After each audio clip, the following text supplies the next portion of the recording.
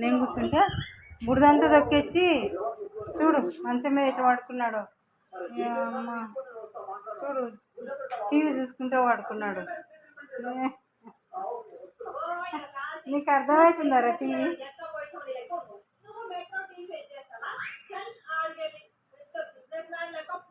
నీకు టీవీ అర్థమవుతుందా? చూడు నా కొడుకు, నా చిన్న కొడుకు ఇట్లా చేస్తున్నాడు. వర్షంలో తడిసి అట్టనే వచ్చి మంచం ఎక్కిండు.